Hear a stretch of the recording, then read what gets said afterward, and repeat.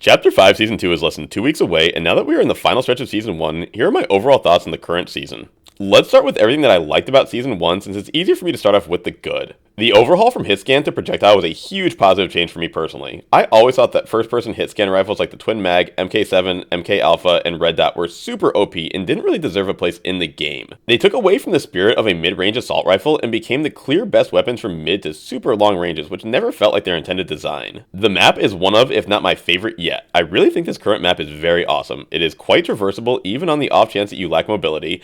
It has lots of great POIs that are very unique from one another and several ziplines and launch pads placed throughout to help with moving around. It also feels like it was built perfectly for my next point, which is the cars this season feel better than they ever have before. The Whiplash and SUV are two really awesome vehicles that excel in their own strengths. The car's dope transformation and can be customized, great drifting from Chapter 4 still remains, and now includes a boost which really helps you get out of bad situations with the cost of being overall pretty fuel inefficient. The SUV is tankier than trucks of last chapter and can plow through quite a bit of structures as well. It also makes for great cover if you need to stop and fight someone. Plus the map feels like it was built for these vehicles as they work nearly everywhere. Shockwaves are still in the game, and that alone will always be a huge plus for me. Bonus shout out to all the other mobility items we've gotten this season, including the newly added flow berries and fizz. Even though things like crash pads and the grapple blade aren't my favorite mobility, I really appreciate Epic giving us more options and less, and with the TMNT event, this has been absolutely the best part of the season. Bonus shout out to EMPs returning from Chapter 4 Season 4. I really didn't expect this item to come back so quickly, but it's been there since day one, and I really appreciate that. Okay, now let's touch on some of the season's less than desirable attributes for myself personally. The sniper meta has been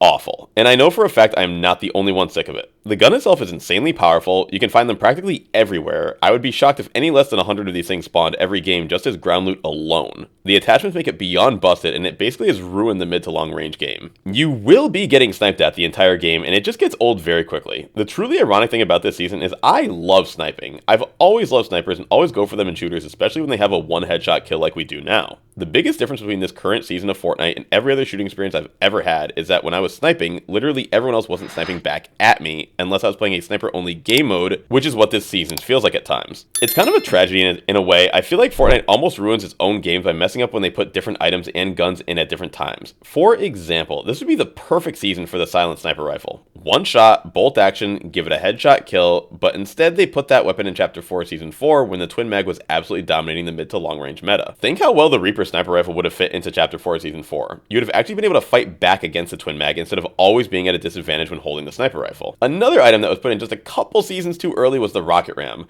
Rocket Ram would have been super fun to have this season, as with the Twin Mag not around anymore, the odds of getting beamed out of the sky would have been very low, and if you do get sniped, then honestly they deserved it for hitting an aerial moving target. So in a way I feel like both Chapter 4 Season 4 and Chapter 5 Season 1 had a very bad mid to long range meta because they were dominated by a single weapon offering no variety in the way to handle these situations. In converse distances, but the exact same concept, let's talk about how bad the shotgun meta has been this season. The Frenzy Auto Shotgun is one of the best shotguns we've ever had. From what I can tell, it really only falls second place to the Drum Shotty when it comes to the autos. The problem with this is on the other end of the spectrum, and that is our pump/spray option is currently pretty bad. With the Mythic Pump Shotgun only doing a max of 200 headshot damage, it was always going to lose to the auto this season, and it wasn't even really a fair fight. This is another instance of which weapons matter. Coming from OG Fortnite and using the tac shotgun a lot, I think that would have been the perfect shotgun for this current season. It's got a 1.5 shot per second compared to the 2.5 of the auto frenzy, and its damage output is much more comparable to our current pump, when in OG it often lost to a solid pump/spray. If not the tac, how about the Maven? Not the high-sit accelerant, just the regular Maven auto shotty would have been a really nice shotgun this season. It has a 1.4 shots per second with a slightly higher damage output than the tac. It would have been balanced very nicely with our current weaker close range options. Kind of random, but I don't know where else to talk about it. But let's discuss a huge part of the season, and that has been the Riot Shield.